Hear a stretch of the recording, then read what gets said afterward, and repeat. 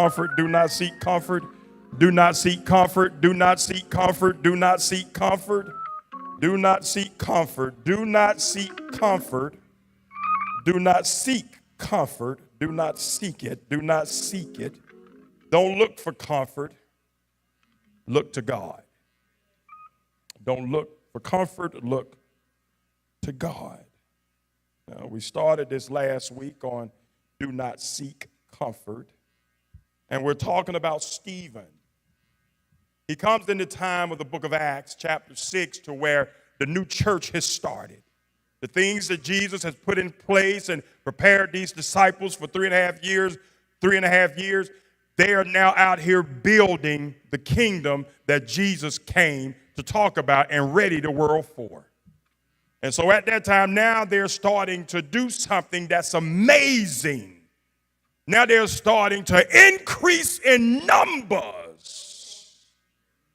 Yes, they're starting. I'm not saying it was easy, but it was necessary. The Bible says that they started increasing in numbers, the church of Christianity.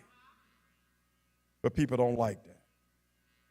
And they didn't like Stephen, because we know that Stephen was one of those who was kind of like a government worker. They had to go out and pick 5 people to go in and start to help these people, because some of the poor ladies was not being treated right. They weren't being treated fairly. So Stephen's one of those, they chose to go out, and as Stephen was chosen to go out, they knew Stephen would do a good job. But once Stephen got there and started doing a great job, envy came in. Anytime it seems like you start doing something Christ-like, it seems like the devil rises his head.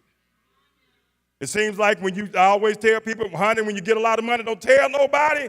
When you get a promotion on your job, don't tell nobody. You get some new clothes, don't wear them right off. Because people that are closest to you, when they see you advancing and they're stuck in cement, they start to feel some kind of way. You don't have to amen me this morning. I preach to me and myself. I don't have to deal with that. But it's the truth. You have to be careful when God is elevating you about who you let into that new circle. Because these people right here, these people from Syria, Alexandria, and Sicilia, and Asia, all these places are supposed to be godly people. But now they're at a place to where they talking about Stephen. It's crazy how they do today. They talk about him so bad until they put him in a place where there's no comfort. And I'm sure when you got saved and you got past the point of coming up and everybody hugging you for 2 weeks, and then now you're just another member in the church, you started feeling uncomfortable. Because Satan don't come at you because you're a member of a church. Some of his best workers live in the church. Yeah, and the bad part about it is they don't even realize they're working for him. And if they don't realize they're working for him, he don't have to pay them. So they're doing it for free. It's right here in the text with Stephen. These people right here are supposed to be godly Christians. But they sitting up here now, they're talking about Stephen because Stephen has come to the rescue of the poor widow women. They don't like, Stephen, you ain't going to be able to do this. I'm sorry that we can't do it. But he's a very successful man spiritually. Very successful people do not seek comfort. They seek success and are willing to do what is most uncomfortable to obtain it. Let me read that again, because somebody wondering why you haven't moved forward or why God haven't answered your prayer. Let me tell you something. God knew what you had need for before you even prayed. So if he already know what I have need for, you know why he know what? You ever ask yourself, why does God know what I have need of before I even pray? Because he knew his thoughts concerning you. And they were good and not of evil, but to give you an expected end. So everything you need to get over this hell you're going through has already been put in you. You just don't want to use what God gave you. Now, we use the term shake what your mama gave you, and people get to dropping it and doing all that. But when you going to start shaking what God gave you? When you going to start shaking the Holy Ghost on people that God gave it to you? He said, I know my thoughts concerning you. They are good and not of evil. You are where you are because that's where you choose to be. You've gotten to a place of comfort and you don't want to be stretched no more. Ain't nothing more beautiful than some stretch marks on you every now and then. Because stretch marks let me know I've been straining or I'm losing some fat. Jesus Christ, I wish I had. Boy, ain't nobody go, you ain't got to clap, but I know you're looking at yourself in the mirror. Thank you, Andy. I know you're looking at yourself in the mirror. When you see stretch marks on you, it means one or two things. I've been straining to get stronger, or I've been losing some weight that I don't need. Jesus Christ, I'm going to get somebody going to get with me in a minute. How many of y'all, I'm going to go ahead and ask the question. How many of y'all have seen a stress mark on your body in your life outside your pastor? That lets you know at some point in your life, either you were working out to get better and the stress mark is a result, or I lost some weight that I really didn't need. Either way, I was in a situation that wasn't comfortable, but I like the result. Okay. I like the result. But those things doesn't come without a price. For the Bible says, too much is given, much is required. You want to be in a certain status, you want to raise your standard, then you got to be ready to get uncomfortable. You want to draw closer to God, you got to be willing to do something different to get to the place to where you can see. Don't get me, I overslept. And you're never late for your job. You got perfect attendance on your job. You're never late for your job, but you're late for church.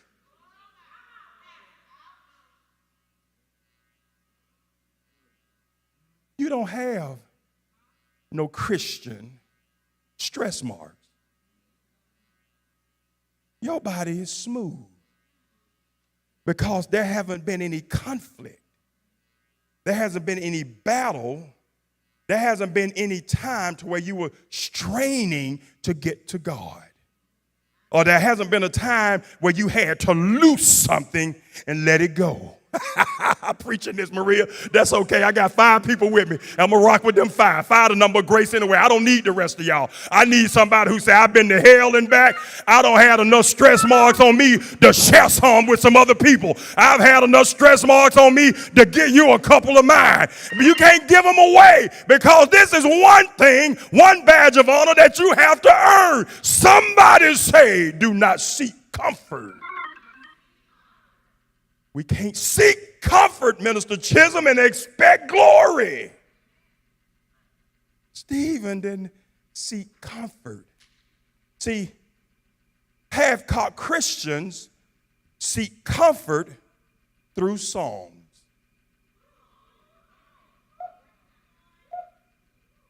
I'm going to tell them. They ain't going to like this, Danielle, but I'm going to say it. Some of y'all don't get comfort until you hear the right church song. They don't like me, Elder, but I'm going to keep preaching it. I don't care.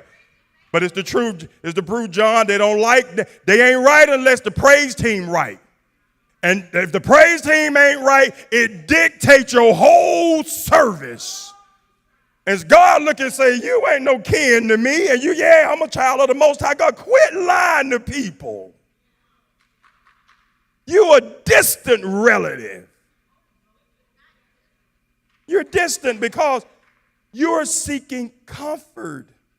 Oh, I go to church to just get power. Man, I go to church to be revived. I go to church because if I'm a true Christian, I have poured out like a drink offering all week long. I have been praying for people all week long. I've been talking to people all week long. I've been trying to encourage people all week long. I've been trying to assure people all week long that God still lives. So I can barely make it to church on Sunday, tired and wore out. But when I leave church, I leave church with a pep in my step. I want to get down with the get down because I have now been restored. Why? Because I don't seek comfort, I seek spirit. Yeah, I don't care what it is. I'm dragging when I come into church. That's how I should be. I'm going in for Thanksgiving and entering into the court so I can leave with praise. Because when I get my praise back, the world better watch out. That means I'm charging everything head on. I don't care what it is. If God got me taking a deep left and I want to go right, and I've been trying to go right, and God say go left, okay, today, I go left. I've tried right, and right don't work. Stephen was in a place to where he was uncomfortable. He was in a danger zone. Because a comfort zone is a beautiful place. Being in comfort is a beautiful place. The only problem with it is nothing ever grows there. When you're in a comfortable place, nothing grows. That's why in the flesh I couldn't be a farmer. Because they got to work all day, every day. They don't have 8-hour days. They work sun up to sundown. And what I mean, they don't cheat daylight. The wife don't cook the breakfast while the sun's still down. So the man can eat the food and eat it and be out there on the tractor when the sun start coming. She don't feed him after the sun come up. They've lost time that they can never get back. So he know if I'm going to get the nourishment I need to go out here and do what I need to do to feed mine, then I'm going to have to get up early. And as I get up early, my wife say, well, we 2 or 1 now, we married. Let me get up and cook this man some food so he can have some energy until lunchtime. So now both of them are making sacrifices, which is being uncomfortable to get out there and meet a need. I wish I had somebody this morning who say, man, I've been sacrificing for a while. I need some needs met, but I don't want to be uncomfortable. You want everything, but you don't want to be stretched for it. You want to sleep in and be a millionaire. Tell somebody the devil is a lie. You know what y'all did it. Tell them, fool them. Just you tell them you're a fool. Just you foolish with the you're a fool with it. God bless. This thing ain't working. It ain't working like you wanted to work. You know why it ain't working like you wanted to work? Because you want to be comfortable. You want to be in a comfortable state. You want to feel comfortable so then you can go out here and, yeah, this is how I'm balling. You know what true ballers do? Let me tell you what millionaires do. Millionaires work all the time. I like how 50 Cent said it. 50 Cent said it best. He said, I'll sleep when I die. Whoa! He said, I'll sleep when I die. But while I'm yet living, I'm going to keep on working. They say R. Kelly used to be, and I'm using, I hope he asked God for forgiveness for his sins, but for this right here, he's a good example. Yeah, they say he would go in the studio for 3 to 5 days, just lock in, won't even leave. They say he'd be stinking when he come out. Yes, y'all. He'd be stinking when he come out.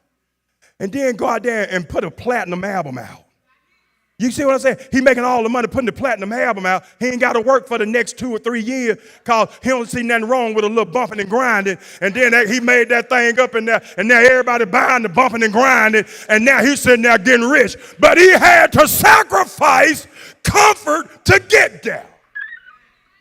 Yeah, he had to sacrifice it. Tom Brady, the best to ever do it as a quarterback in football. People don't realize he played 20 plus years, but they don't realize what he had to endure to do it. Lost his wife over it. Might have been a blessing. You can't be married that long with that many kids, and then 3 months after your divorce, you out here dating somebody else. That's another topic, though. Don't get me out. You trying to get me off today. I'm not going to do that. She don't left him, then now she with another guy. And she all over the place. She didn't realize that his being uncomfortable to work kept her structured. She had a lot of money. She had more money than Tom. Let me say, she had more money than Tom. Best model out there. With no direction. But I mean, seriously, with no direction. You know why? She had got to a place to where she was uncomfortable because he was still playing. But she allowed her uncomfortableness to cause her to make some irrational decisions that will scar their kids forever. Uncomfortable. Stephen was in an uncomfortable place.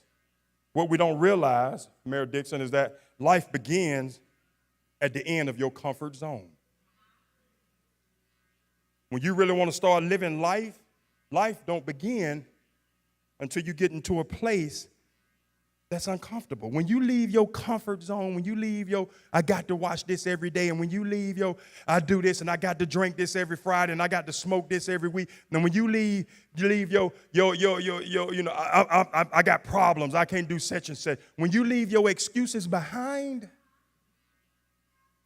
now you have moved away from comfort, because you'll be surprised at how many people use excuses for comfort. Listen, they're missing this. We use excuses for comfort. You start talking about how you feel. Nobody cares about how you feel. Feeling is an emotion that's generated from your flesh. We don't care about how you feel. No, I care about how you work. God cares about how you keep your hands to the plow. He didn't say nothing about how you feel. He said, he who keeps his hands to the plow and don't look back is what? Fit for the what? Kingdom. What is he really saying, breaking that down? I'm glad you asked. He said, those who keep working, who keep pressing forward. Because the plow, not only do you have to hold it and it's tilling soil, but you have to keep that joker steady. I got to keep the plow steady so I can make straight lines, so I can go out here and start to sow seeds. The more seeds I put in the ground, now I know I got a harvest coming. But I can't have a harvest if I don't plant the seeds. I can't plant the seeds if I'm afraid to till. Jesus. Some of y'all got more in you today than you even think. You know it's in you, but you're lazy. You know more in you, but you're just comfortable. That's why I love talking to LaSarah. I love talking to Demetrius, my spiritual children, because I know what it was going to take.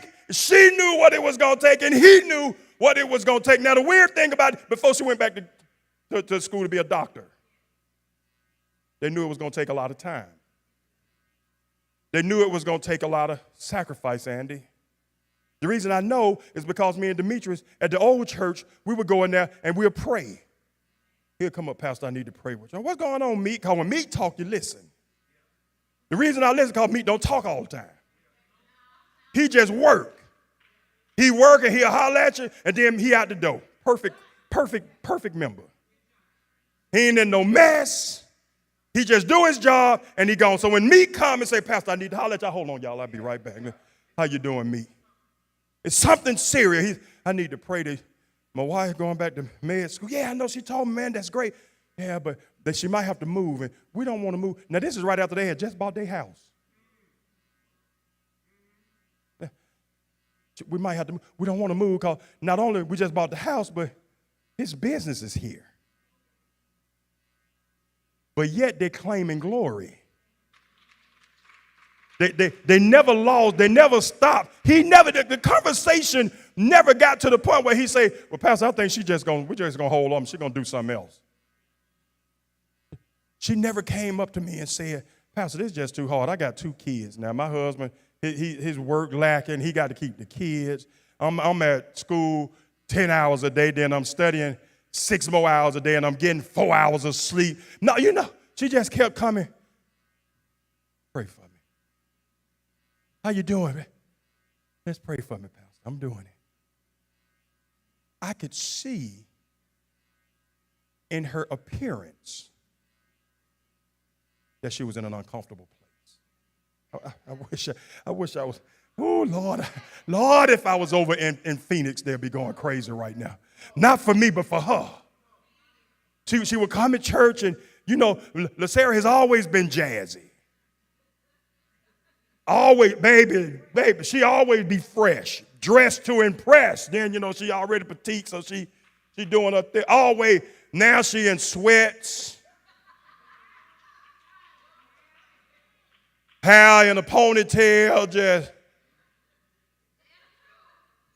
Pastor, I just forcing a smile. but she was still coming. She was still coming. Meat ain't never not came. And they was in an uncomfortable situation that we all got to bear witness to, not for a week, but years.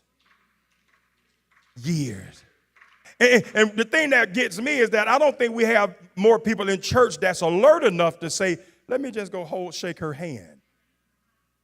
God, I don't want to be a doctor, but I want some of the anointing that she have for what God has for me to do. Like, can I just talk to you for a few minutes? I know you got the kids. Can I just call you? Can I get 15 minutes of your time? Just 15 minutes. Sure, well, this is when I'm available because she's working 6 days a week now. It still hadn't stopped. She's working 6 days a week now. Now that means that me got to keep the kids again. But they're closer. They're so much closer. I thank God for them. I told myself I'm going to get them up here soon so they can tell the whole testimony. That's going to be that church service, the testimony of those two. Because it's something you need to hear. You need to hear not only the scripture and the content, but you need to see how somebody made it applicable, how somebody used it and it came true for them. 2 children, she was pregnant in med school with a little baby. Who do that? God. God do it. God do it. And when her mind was made up and everything was right and her husband was on one accord, it came to manifest. But the whole time, it was uncomfortable. We done went over there and prayed over the house and everything. Beautiful house. But they still was in an uncomfortable place. See, your place of residency don't put you at peace. Because you can have a beautiful house and be stressed like all giddy out when you don't have enough money to pay the mortgage, or I pay the mortgage, the water going to get cut off, or the lights going to get cut off. Ask me how I know. I'm glad y'all asked. I've been there. We had the house and everything, and then I was going out blowing money back then, gambling and all this crazy stuff. And then the thing I know, I get home. Only reason I know the water was off because I saw the little thing my wife had set on the counter, but the water on in the house. And I'm like, well, what? You went and paid the bill? We ain't got no money. I said, well, how the water on? I went out there and turned it back on. Turn on. Somebody say, she real.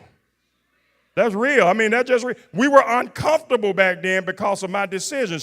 I went back out there. I waited till he left. I was in the mirror, in the window. I looked, and when he left and went on up the street, I went out there and I lifted the hood off of it, and I got on my knees and I went and turned it right back on because my family ain't going to be without no water. Uncomfortable!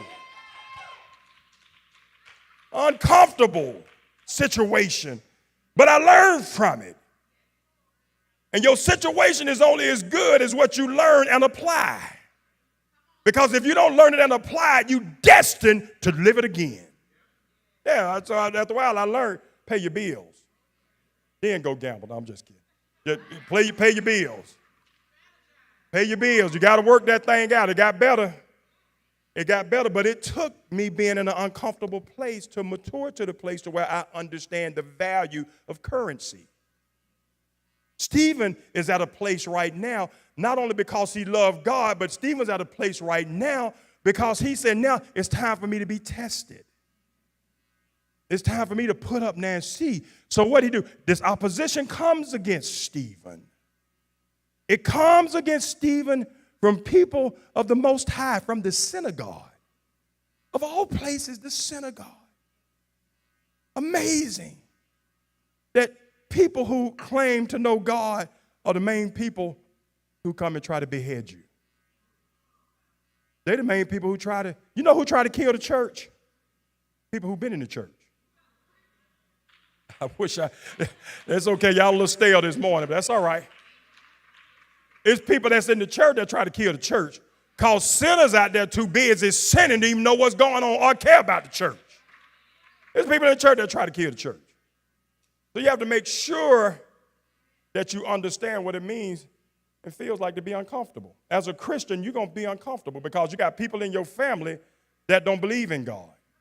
Or you got people that know God but refuse to worship God. But it's always crazy because as soon as somebody die, they want to make sure they bury them in the church. Why you want to bury them in a place they didn't believe in? Just go ahead and burn the body up. Burn it up and just go ahead and put it back, because at the beginning of the day, what? Listen. Thank you, Holy Ghost. We're born, and God created man from what? From dirt. He created man from dirt, which means that we're nothing without him. What makes man great is what's on the inside of him spiritually. That's why he said don't put too much into that. Put more into your spirit man. Now that's going to be uncomfortable because a lot of times what you invest, you don't see a return right away. No, you don't see a return right away. So what you have to learn, you start to learn and accrue patience. And you look sometime and say, but time's running out. And I know time is special because you can't pay for time. Once you lose a second, you'll never get that second back. But patience is a virtue. And sometimes I have to wait on God because he's moving things for me. He's starting to strategize for me. And as I know that how he's strategizing for me, that lets me rest in comfort. When God is in control of it, I don't have to worry about it. But I'm always straining for the next thing. I love Stephen, how he looks at this whole thing. Because he says life begins at the end of your comfort zone. True athletes don't even start counting reps until the reps hurt. Yeah, if I'm lifting weights, when I'm at the gym lifting, I don't really count when I'm up under 135. It start meaning something to me when I put 225 on there and start doing reps of 10. I warm up with the 135, but the 225 is when I really start counting, because people who seek greatness, who have a high standard, don't start really counting to it till they feel it. Why count what I don't even feel? Why count what I can do with my eyes closed? No, I'm counting when I'm starting to make progress. The strain and the stress lets me know now I'm getting stronger. The warm-ups on the 135 let me know I'm just getting warm. Getting warm and getting stronger are two different things. A lot of people want to count getting warm. Getting warm means going to church and hearing the word. Getting stronger means hearing the word and being doers of the word. I can't make it no plainer than that. When I become a doer of the word, I'm a lot stronger. But when I'm just hearing the word, I'm warming up. And I never get stronger warming up. I get stronger when I start to strain. That's why they say you should always be reading a book, because it stimulates your mind more. Start reading. I learned from my youngest daughter. She always reading. I questioned my wife if she was ours when we asked her what she wanted for Christmas when she was young. And she said, I just want a Barnes & Noble's gift card. Who daughter is this? Who daughter? I don't know who this. And she still do it to this day. But it helped her in school. And graduated with a great high GPA, way higher than mine from college. I mean, she's done well. And it's because she used discipline. She's extremely disciplined. And remember this, because we're going to stop here and then we'll pick it up next Sunday. We're going to conclude this next Sunday. Discipline is required when you're in an uncomfortable state. Discipline is required when you're in an uncomfortable state. Most people, Sister LaSarah, use motivation as something to encourage them. But motivation is temporary. Motivation means something has to be happening which comes from my flesh to make me feel like something's going on. But when you discipline, baby, come hell or high water, when you discipline, it don't matter. You watch people who are disciplined, they have good credit. They have great credit. You can tell the ones who got great credit, they shaking their head. The rest of y'all like, what is credit? I hadn't seen credit since credit was born. I don't even know what credit. I ain't asked for my credit score in years. I know what it looks like already. And no matter what it looks like, you never get up and say, I can change this. You're uncomfortable looking at your truths. You're uncomfortable looking at your own truths. Listen, I've been there. I don't preach much that I haven't endured myself. Sister Crystal, I've been there. Well, I didn't even want to look at my credit score. It was so bad. Danielle, you know what I do? I cowered out. I tap out. I let my wife look at it. Baby, tell me what my credit score is. I can bench 400 plus, but then want to mash a button to see my credit score. How weak is that? How weak is that, really? I want to stay in a comfortable place because sometimes a comfortable place for people, Maria, is not knowing. They don't want to know because when they know, now they got to put feet to the ground. So they say, you know what, I'll stay in a comfort zone and I won't ask. They don't want to be accountable. No, I got to be accountable. This is my life. I don't get but one. And I don't know when God has already pre-designed or preordained for me to come home, so I got to live every day like it's my last. Every day. And that means most days I want to be uncomfortable. I want to make myself uncomfortable. What they say in sports, I ain't got to get ready. If I'm exercising the whole time, I don't have to wait to get ready because I'm already ready. I stay ready. There you go. I stay ready. Do you stay ready to be uncomfortable for Christ? Do you really stay ready that you're in a state of mind that today I'm going out here and be a soldier in the army of the Lord? I'm going to go out here today, and that one lady on my job, I know she's been struggling with something. I'm going to pray for her. I'm going to pray for her in silence first so God can give me what to say to her if he allows me to speak to her. And if he don't, I'll keep interceding from afar. Or today, I'm going to go home and have a conversation with my family. Maria, we're going to have a hard conversation, is what they say. I'm going to go home, and me and my husband and my children, we're going to sit down today and have a conversation about where we are. This is our new reality. This is where we are. This is where we want to get to. This is how we're going to get there. You have to even do it for yourself individually. Listen, if I ask you now, where do you see yourself in 6 months? Most of you couldn't tell me. Most of you, honestly, if truth be told, you'll say, still working the same job, still going to church, still doing the same thing. How do you increase? How do you build character when you're afraid to get out the boat? You can't get no better. You can't do better until you think better.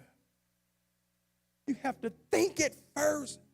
So if a man thinketh in his heart, so shall he be established.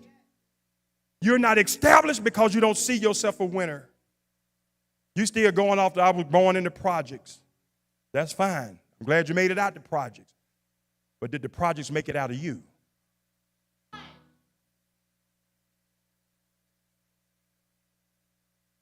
If you're going to be a child of God, a true child of God,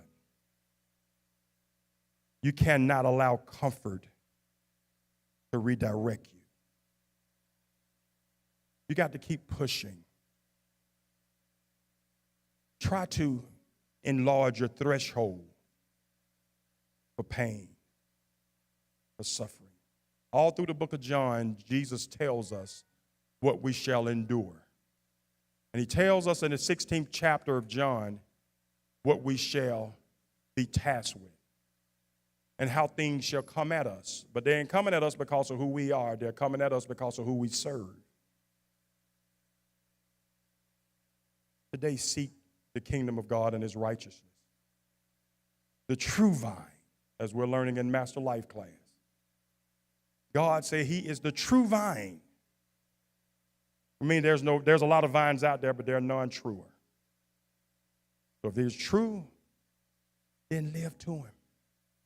Live accordingly. Trust God and see the salvation of the Lord. But what you will not do another day is drown or suffocate in comfort. Put your hands together. God bless you this morning as we stand. You've just had an experience with champions, and we are so glad that you tuned in today. Let's continue to honor God through our commitment to give. There are 4 ways to give. You can give online via Cash App at $Champions for Christ. Next, you can give online at www.championsforchristim.org. Lastly, you can give during service or on our mobile app available in the Apple and Google Play stores. Please be sure to tune in each and every week to our online broadcast. Encourage others to tune in with you. Remember, we are champions because